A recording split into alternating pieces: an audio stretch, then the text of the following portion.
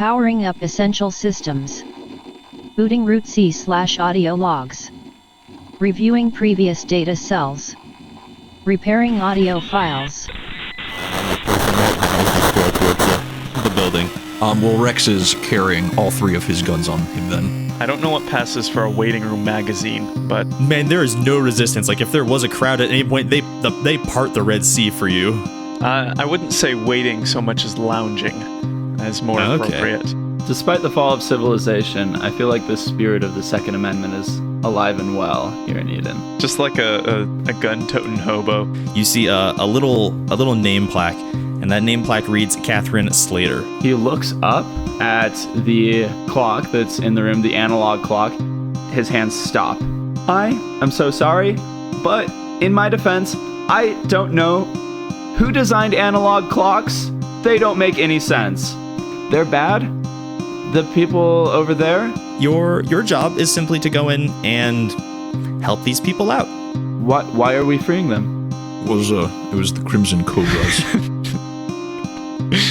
The most fearsome of all the cobras. So, which one of you once left Rex bleeding and did nothing for him? I feel like Greggor is more of a social chameleon. I want you to learn things about this world, and by learn, I mean tell me what's true.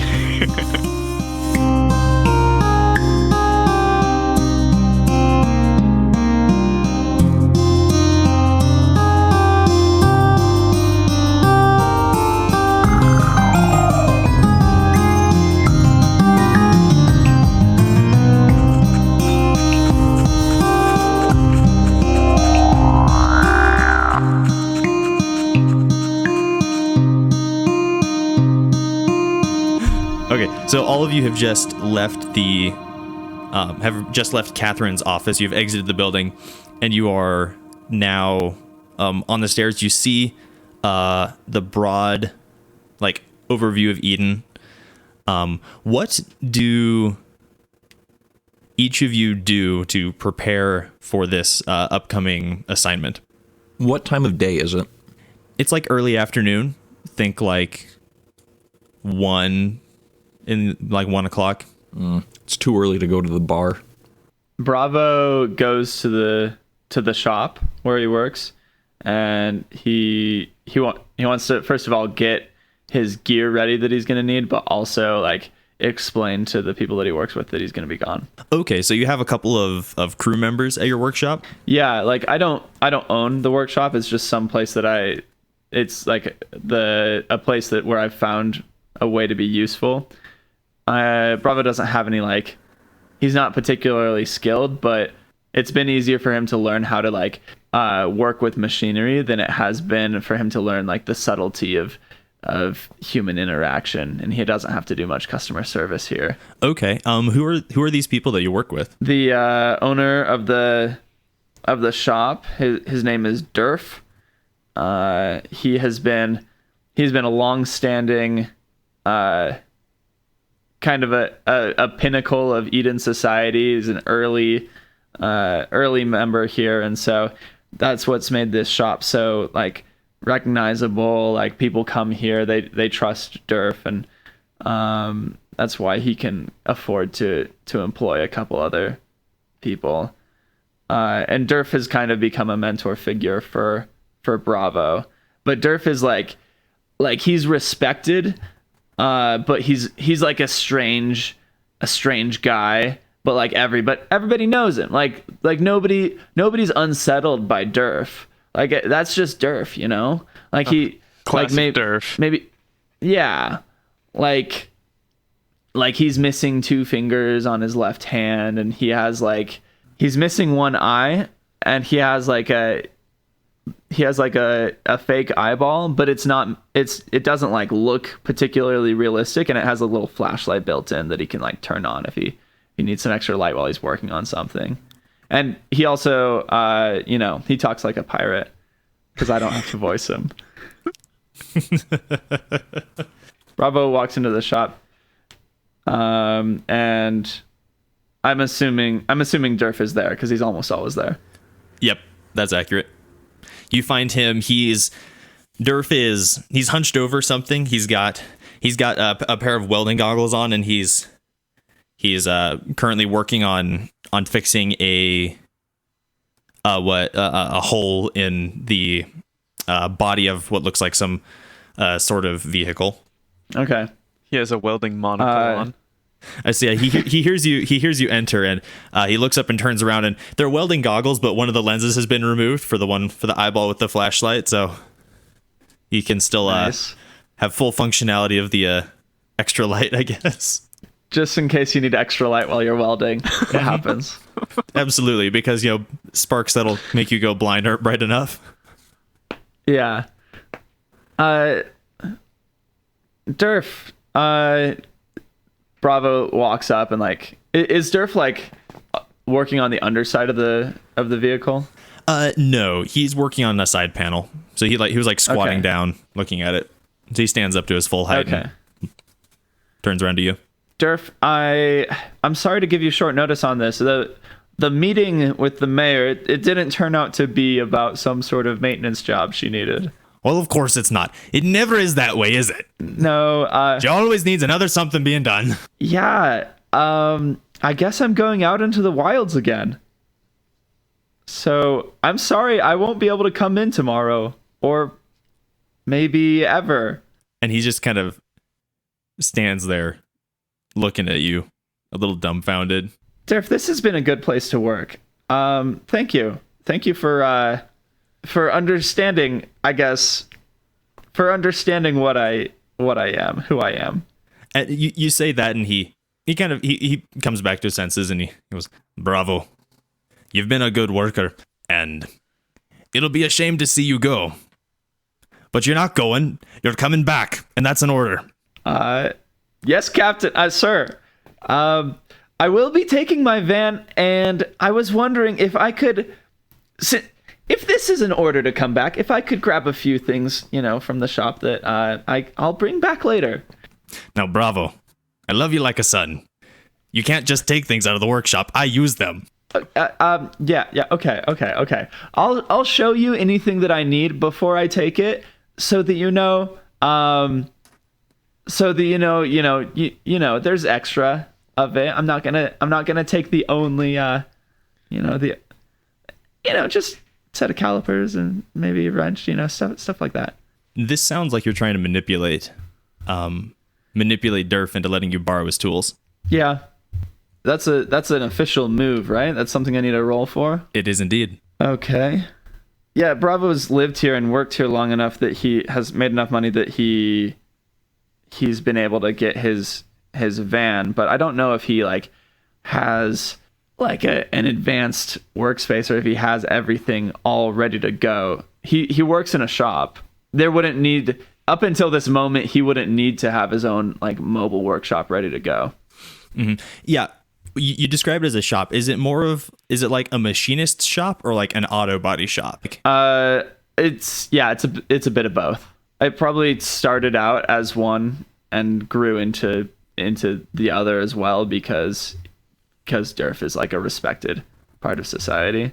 Okay, yeah. So we'd see things like a drill press or other bits and bobs that he's managed to scavenge from places that he's taken he's gone, but we also see an engine lift mounted to the ceiling. Yeah, I just wanted to share the screen to show I did indeed roll 2 6s there.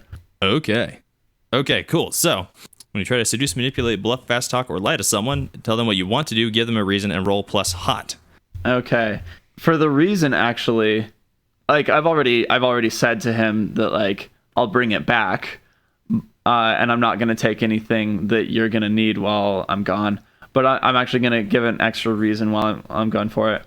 Dirf, this mission is really important to the mayor, and I think important to the future of this community. I think you can share a few extra tools. And my hot is +1. So that'll be a 13. Okay. So with that, Dirf kind of... he slumps his shoulders and he sighs a little bit and goes, "It's a good thing I like you, kid. Go ahead. Take what you need. Good. Just make sure to bring it Good. back. And yourself, too." Yes, Captain. Yes, sir. Okay, then Bravo goes around like a kid in a candy store, grabbing all the tools that he wants to have in his van so that he can have a little bit of a mobile workshop. Things break out there in this, in this world, and he figures like the mayor didn't give official team roles, but he just assumes that he's there because all of the things on a team that has Rex on it will break, and if we want this team to last more than a few days, somebody has to be there to put things back together. So he's grabbing everything to put into his van that he needs to have a mobile workshop. See, this is why Rex likes/dislikes you from a respect and disrespect point of view. Because, man, that kind of bad-mouthing and assumption he doesn't like that. But at the same time, you're totally right. I mean, yeah, I feel like Rex and Bravo have this kind of mutual respect, but also like degree of like frustration. I don't know. We're frenemies. Awesome. And I mark experience because hot is a highlighted stat, right? Yes, you do. Once you mark your 5th bubble, you take an advancement and reset the thingamajiggers. Good. So where do you go, Bravo, after you've collected all the stuff and loaded it into the van? Like where do you stay? I stay in my van. Okay.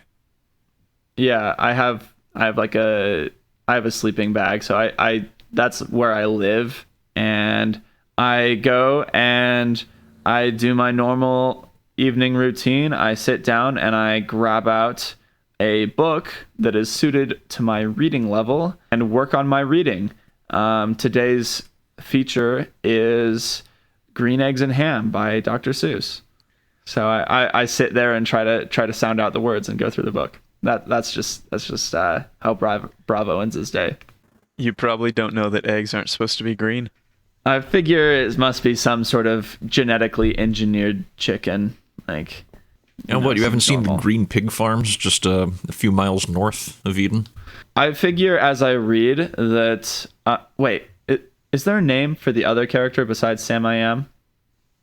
What's his name? The viewpoint character, the main character of Green Eggs and Ham, I figure he doesn't want to eat the green eggs and ham because they're some sort of like... They're clearly like genetically engineered food, and he's suspicious. He doesn't know if by eating them it will they're built, there's like drugs in there to manipulate his mind. He doesn't know if this is some technique by Sam I Am to gain control over him.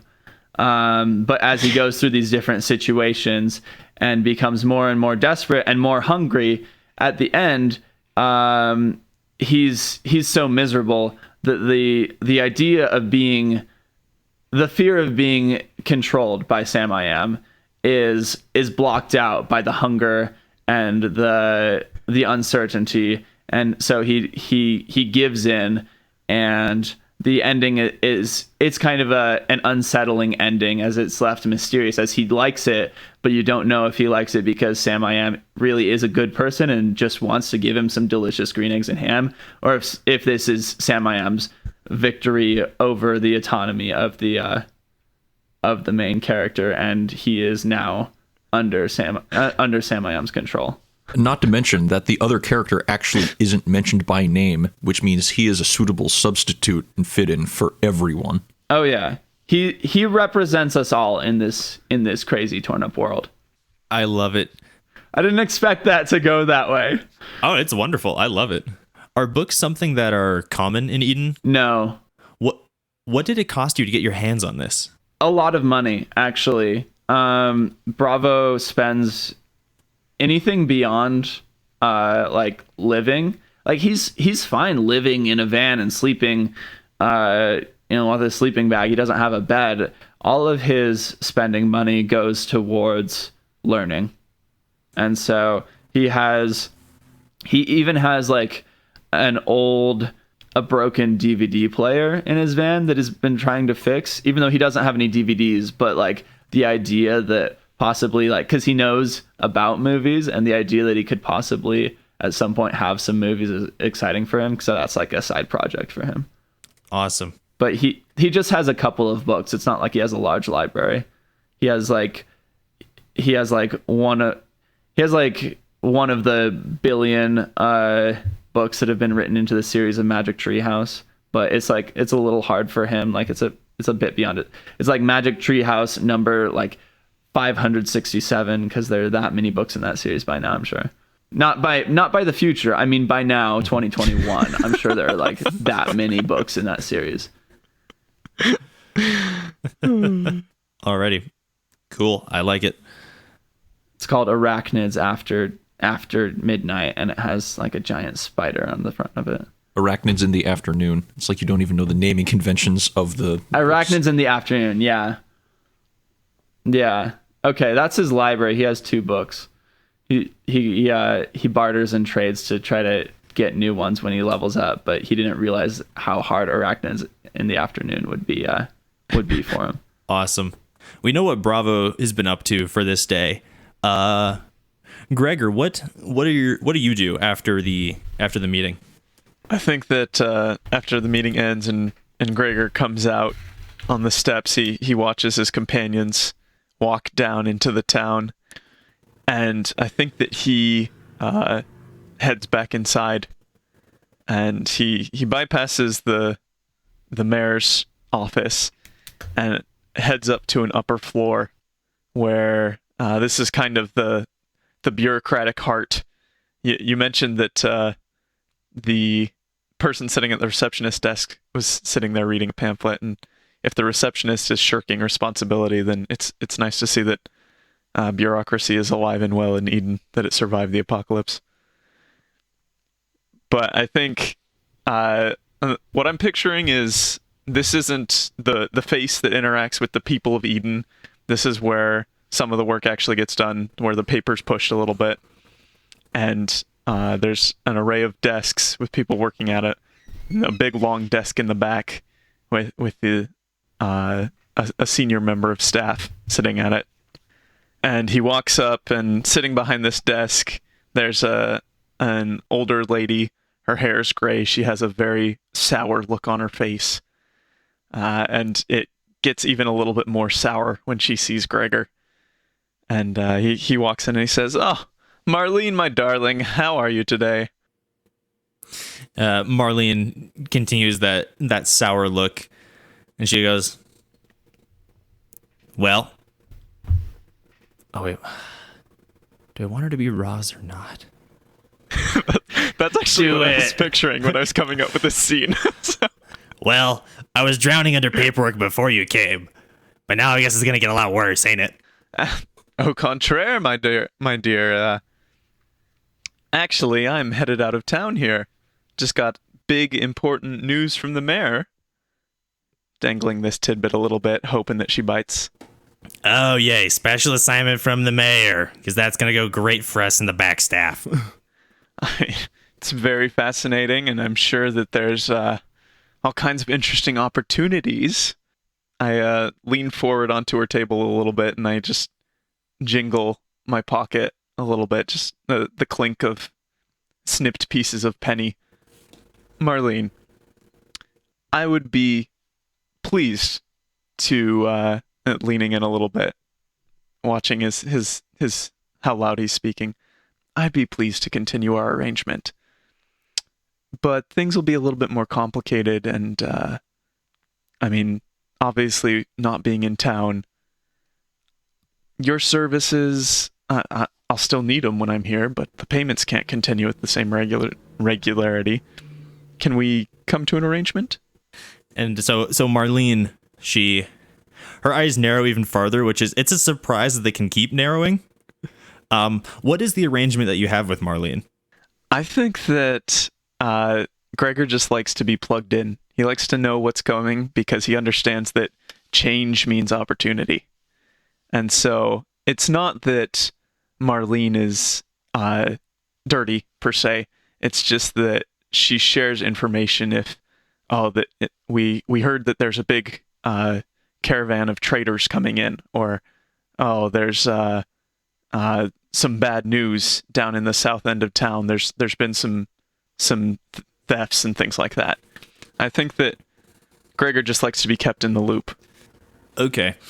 So Marlene, her eyes have narrowed. She looks at you and says, "Well, if you want me to hold your mail, I'm gonna need to require the same number of stamps I always have."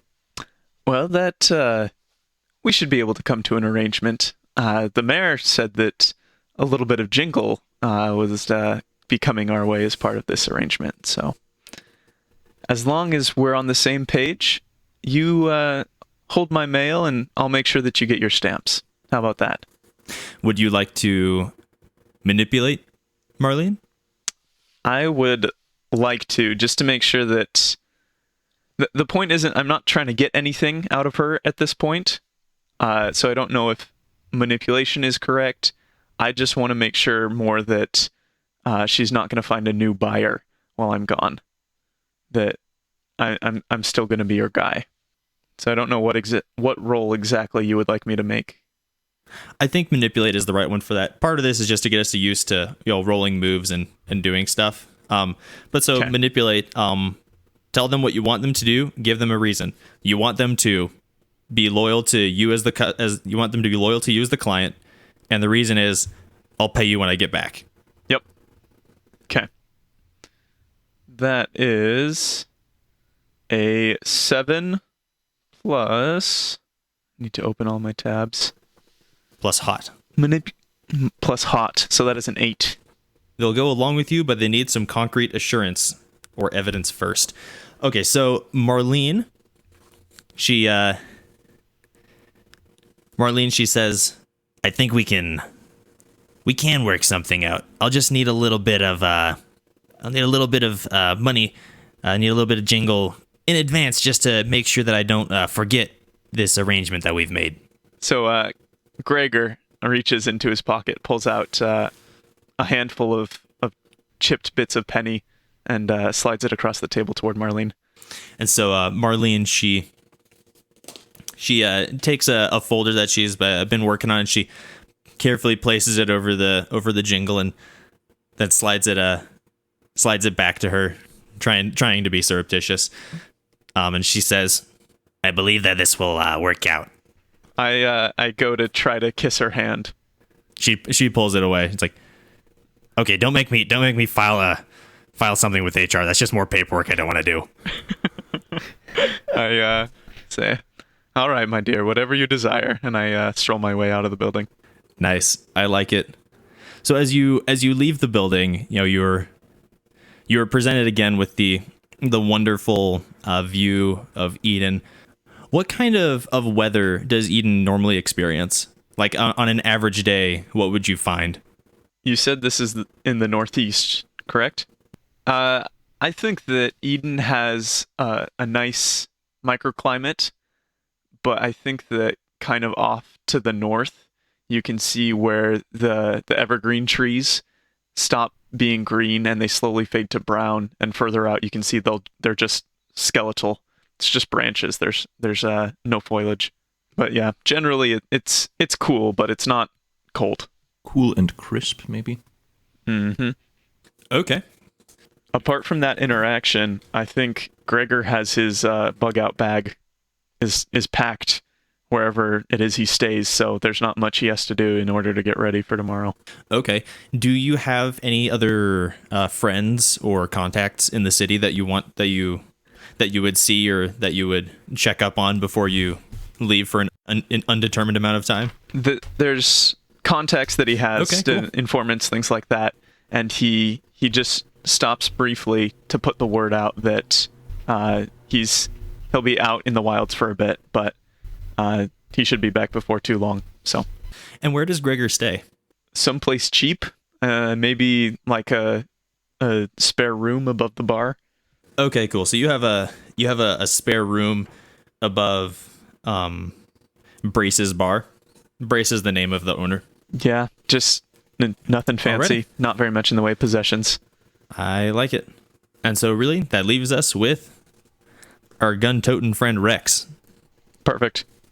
Yeah, so it's just a little too early to head to the bar just yet. So what he's going to do is Rex is going to head back to his apartment. It's relatively nearby in the center of town.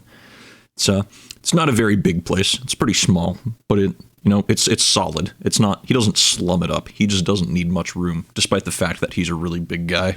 He's just been living by himself these days. And he goes back and, in his cramped little place, he is mostly just going to make sure he's got the ammo he needs and that his guns are all working properly. And once he's done that for a few hours, that's, it's a Friday night. It's about 5 o'clock. And just like any other day at 5 o'clock, he heads out to his favorite bar, the Rusty Shotgun. If there's any sort of criminal side in Eden, it does not show itself. I'm sure Eden tries to maintain an image of being, relatively calm and peaceful, and that there's not too many places that are unsavory. But if there were, the closest would probably be the Rusty Shotgun.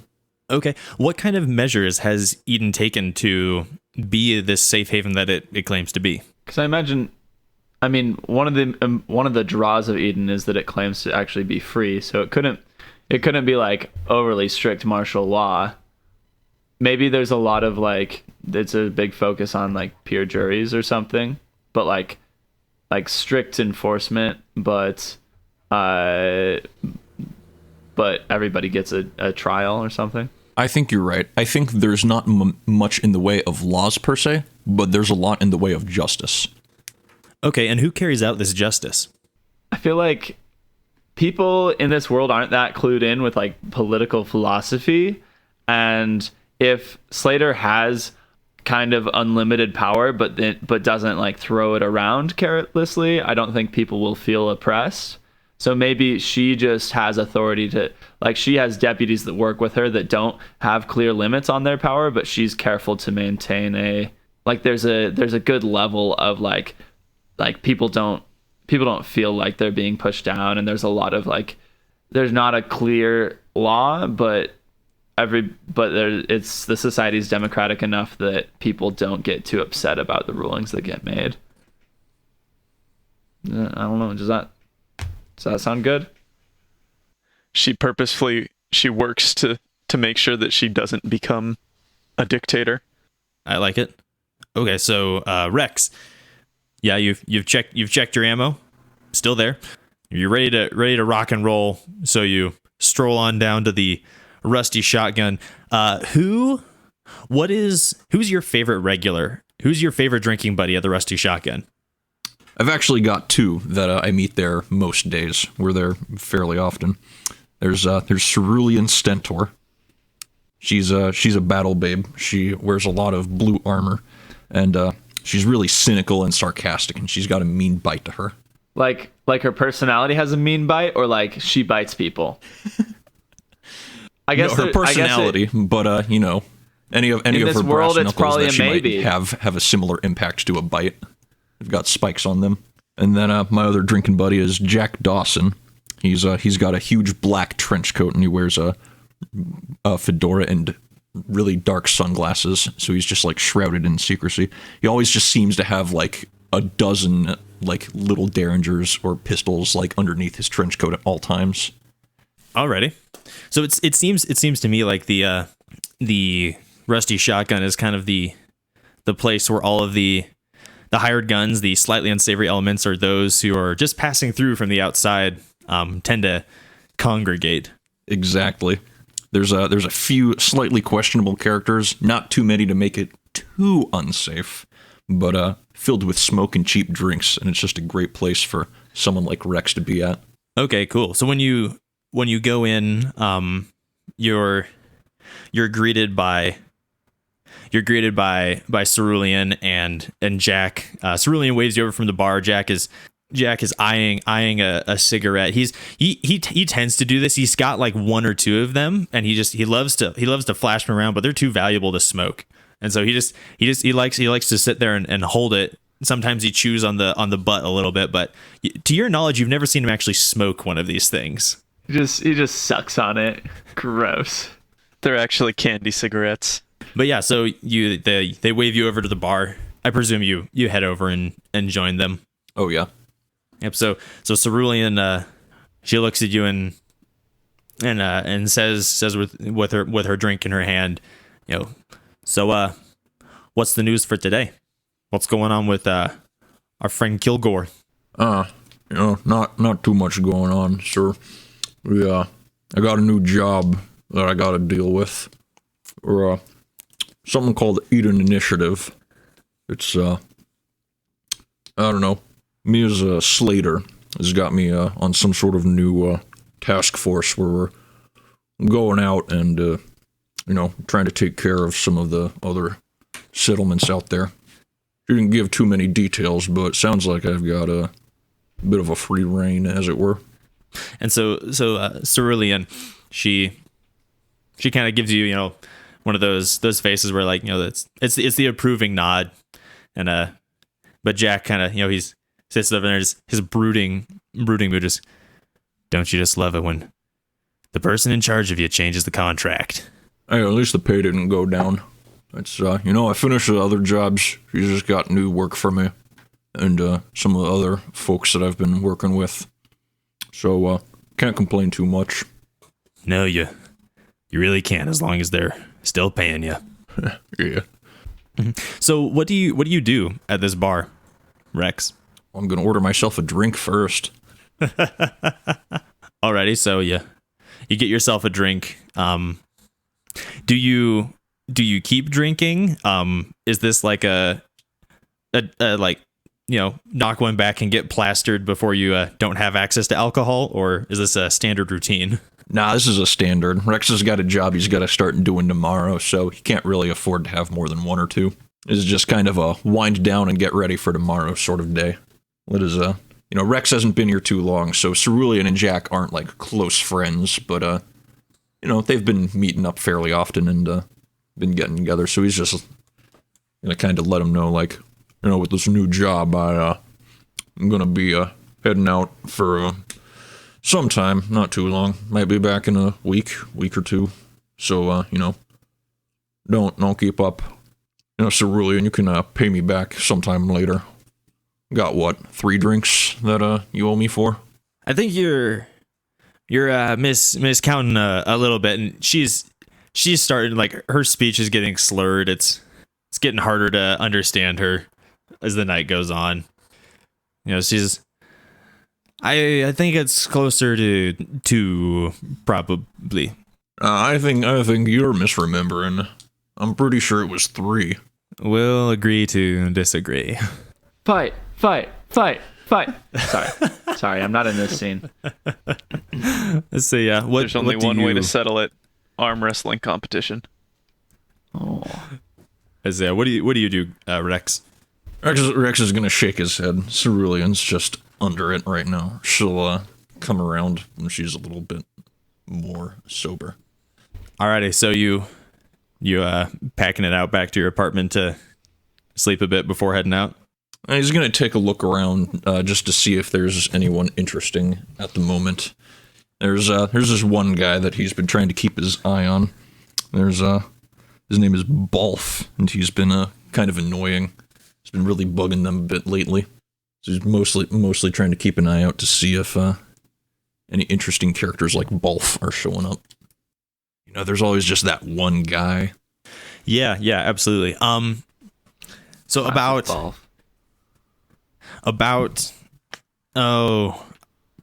I don't know, I'd say 45 minutes into your stay at the bar, Cerulean is several drinks in, slightly slurred. Jack's kind of in the same place as you are, one drink in, and loosened up a little bit. He's not leaning quite so hard into his gritty persona. And that's the time when Balph and a couple of his buddies come strolling into the bar. You can tell they're coming long before they ever walk in the door. Balph and his crew they're loud by definition. I say you hear them from a mix of the shouting and the laughter and the clash of metal as they knock bins over on the way. And they come busting in the door, and they all we whip pan over to them Just as like several heads snap in, because the doors get thrown open pretty forcefully, and we see all of them. They come in, and they're all unified. They're acting together. They're what is the I'm gonna ask this of Rex. How does Balph and his gang, how do they mark themselves? It's got to be their kind of wild hairstyles. They're trying to look like they're a bunch of punk vandals. Almost like something taken out of hairstyles from a cyberpunk novel or something. Cool. Yeah. So we see Balph and his crew. They walk in. They've either engineered or found some sort of hairstyling gel, because not all of their hair is at least 10 inches long, but going in every which way possible. Like the shortest guy is like maybe 5 foot. He's well below average, but with his hair puts him on par with most people. They swagger into the bar, hair sticking every which way. You can hear their skinny jeans creaking as they move in them. Balph comes and sets his hands down the bar very forcefully and says to the barkeep, he goes, "Hey, yo, we need some drinks here for me and my friends." The barkeep just kind of rolls their eyes and sets about their task. Rex is gonna grumble audibly a bit. Okay, Balph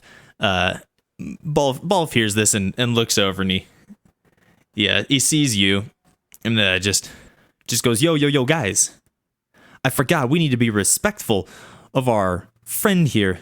We gotta be respectful for him. And he's walking over to you, and he's like, "I must say you are a good friend." And he takes your drink, says, "Thanks for this." He turns around to leave. No. Rex is gonna no. Absolutely not. Rex is gonna grab the back of his shirt as he turns to walk away. Sorry, I do have one line to say as he does this. In the most Rex way you can imagine, he goes, "That's my drink." Okay, so here's what you can do. You're gonna have to act under fire, and the fire is that his friends are gonna beat you to the punch. So act under fire. You would roll cool, but I think you roll hard. Yeah, I'm gonna check battle hardened here and roll hard. Sorry, one landed on the corner. 10. 10. Okay. Cool. So yeah, 3. So you're able to 10 plus 3. Good heavens. I get you are one hard person. Okay, so Balph comes over and he takes your drink, and he turns around, and you say, "That's my drink," and you just rock it up from your seat, and in your hands you're holding Balph by the scruff of his neck, and Balph is flustered for a second. You see the flash of oh crap, I shouldn't have messed with someone who's a foot taller than me. But then it quickly changes to rage as he throws your drink back in your face. There's a bottle on the counter. I'm gonna grab it and hit him with it. Okay, cool. This is fun. First fight. We're gonna start using harm and moves. This is gonna be fun. Maybe. Okay, cool. So, what are you trying to do? I am trying to intimidate them. These guys are annoying. I have had to deal with them many times before, but this is... I'm just exploding with rage at this point. You've taken Rex's drink. You've been bothering him long enough. You guys need to back off. Okay, cool. To me, this seems like a seize by force. You're trying to seize control of the situation. Cool, yes. You're going to roll plus hard. Got it. 6 plus 3. 6 plus 3. Okay, so that's a 9? Yes. Okay, on a 7 to 9, choose 2. You inflict terrible harm, plus 1 harm. You suffer little harm, minus 1 harm. You take definite and undeniable control, or you impress, dismay, or frighten your enemy. So you get to pick 2 of those. I choose the latter 2. I kind of miss the bottle a little bit on him as he's wiggling around, so I don't do serious damage. Do you want to... Yeah, tell us how it goes. All right, well, as I grab the bottle and hit him with it, he kind of swings his head out of the way so I don't get a direct hit. Mostly connects with his shoulder, and presumably he cries out in pain, and I kind of throw him onto the ground a bit, but don't make any follow-ups. And just kind of, as that happens, he might have to scramble up, but I'm staring down the rest of them, and they mostly are making sure that Balph is okay. Yeah, so Balph is on the ground. He's backpedaling away from you a little bit, and the gang is standing there. They are suitably terrified of this one dude who they've now just seen single-handedly pick up their ringleader and throw around like a rag doll. You boys are gonna want to find a different bar to go to from then on. Balph stands up and he puffs his coat that he's wearing and tries to gain some semblance of control back over as these guys is just, yo, this place ain't rad anymore, let's leave. And so they make their probably faster than normal way out of the bar. The barkeep comes back over to you as I presume you sit back down at your stool, that maybe like pick up your stool and write it. Yeah. Barkeep comes over to you and goes, while I agree with what you've done, I must ask that you don't do it again. Sorry about that. Professional courtesy. Rex notices all the drinks that the bartender has brought for the gang that is now departed. Goes, he turns to Cerulean and Jack. He goes, I think we gotta cover this. Here's the one last hurrah for the next couple weeks, right? Jack nods and agrees. He grabs one of the glasses and tips it, and Cerulean is just very, very, very excited for more alcohol. Absolutely is loving it. As you're finished with the bar, you know you've had your one or two drinks, and you'll be okay enough for tomorrow. You trust that Jack will get Cerulean back to wherever the heck she sleeps, and on your way out of the bar, you take one glance at a wall of names. You know, this bar is it's known for being the place of the rough and tumble, and this is their one nod to those who never made it back. With that, I think the scene closes. Alrighty, so it's the next morning. Everyone has prepared for their trip ahead. They've gathered the supplies they need. And you said you were meeting at the West Gate. Y'all go there. Bravo's got his van there. Bravo got there very early. He made sure that to get there before Rex, and then when Rex strolls up, even if Rex is still early, Bravo just looks at him and like looks down at his wrist and looks back at him and is just like, Is there a watch on that wrist? No. Nice to see you up and early for once. Rex. Yeah, you broken anything of yours lately? Broke another man's spirit. That's not mine. Oh, I cannot fix that. Sad. Hey, you are you ready for this? I mean, I know you've done a lot of jobs, but it sounds like we're going into a situation where we don't know anything. I mean, have you brought down I've never brought down a society. Hey, I haven't either, but it's as they say, it's a learning opportunity.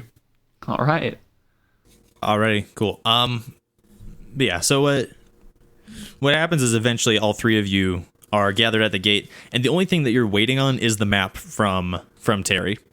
And so a little bit of time passes, and eventually you hear this. You hear a motor coming from around the corner. It's running, not well, but it's running.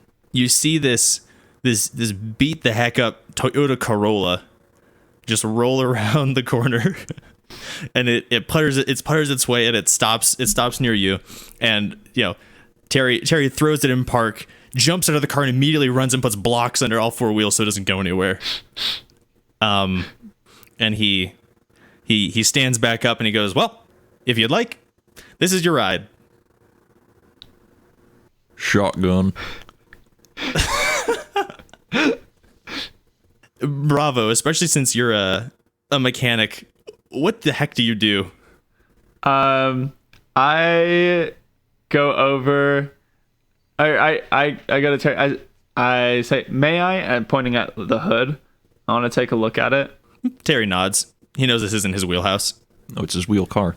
I pop the hood and I just want to determine if this thing is even worth taking. Like if it's going to be worth it to have an extra ride, or if this thing is going to even make the like it's a 2-day walking journey, so it's going to be like a few hours drive.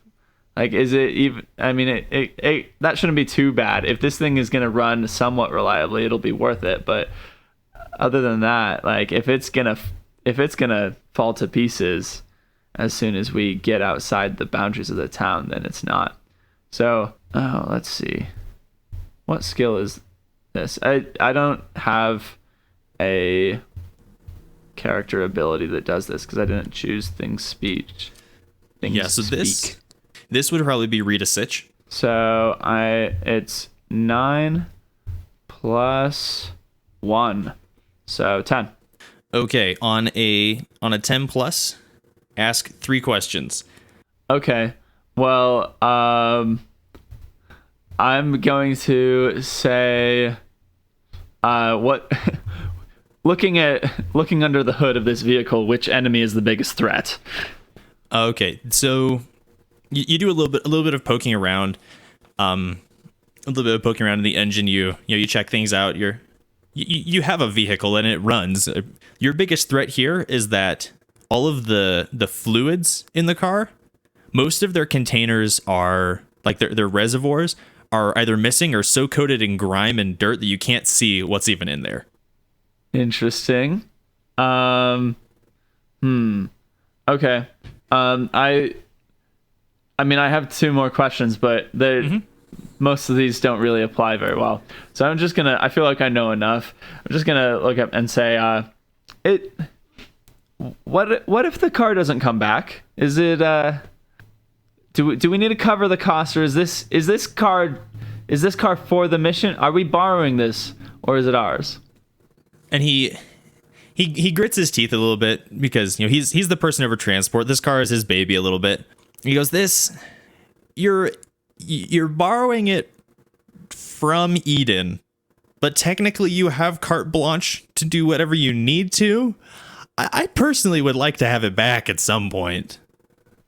It'll be all right. If it breaks down, I'll push it back. Thank you. I like motion the other 2 over. I'm like kind of like a team huddle, I lean in and I whisper like, we might be able to, like, if we need to like break down a wall or use it as a projectile, it could be useful. I mean, if there's like a hill that we can roll it down. What do you guys think? Are we taking this? Are we taking this piece of crap? It might not make it far past the gates, but I mean, what's the worst that could happen? We destroy it. I say we take it. Well, I think that I'll just side with you, Bravo. You know these things better than we do, and it might come easy. It might be nice to have a bit of collateral, should need be. All right.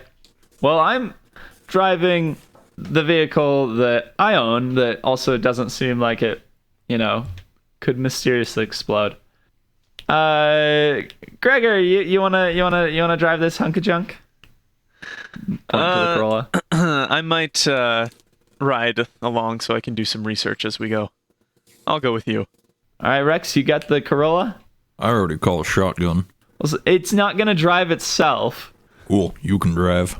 I'm driving my van. Oh, I didn't realize you were taking your van along. This is metagaming a bit, but the Battle Babe has moves where I can like jump from car to car in vehicular combat. So maybe I'll leap out of the Corolla as we drive, but okay. So here all right, here's an idea. Okay. Rex, you can ride shotgun in the Corolla and we'll just hitch it to the back of the van. That's dumb. I'll just drive. I want to walk up to Terry and say, but it's all very well. Thank you for providing us with some transport here. I'm more interested in where we're going. What information do you have for us? Yeah. So Terry, he hands you a map. It's like mostly hand sketched, kind of like it was traced off of a larger map. And he gives you some verbal directions to, head west, follow this general path. I wouldn't recommend going here because, we've had issues with highwaymen here, or like the road. It looks like the road's good here, but like don't trust it. So he gives you the directions to get to where you're going. So Alright. Terry, between you and me, this golden boy, is he trustworthy? Is he gonna lay things, pave the way for us a little bit, or are we going in blind here? So Terry, he thinks for a minute, and then he says, the golden boy that left is someone I would trust, but there's no saying whether or not he's changed. I think he's he could good. be a zombie by now, for all we know. At that, he panics and leaves. He goes, no, it can't be. It's not real. It's not. Well, they are real, but not here. And he just kind of like, he starts to panic and hyperventilate a little bit. And he starts to back away. And he's like, you know where you're going. I think he's good as long as he's not a zombie, but he's not a zombie. I think. Anyways, Bravo feels very bad after doing that. He knows that he's at fault here. Bye, Terry. All right. Okay, with that, I think we head out, eh? Yeah. Open up the gates. Yep. So we see this like a drone shot almost, where we started the cars and the gates creak open, and we see the two cars roll out, and we follow them for a bit before like lifting up and seeing the landscape as a whole, which is mostly just this green dot in a sea of browns as the landscape continues. And then we cut to black.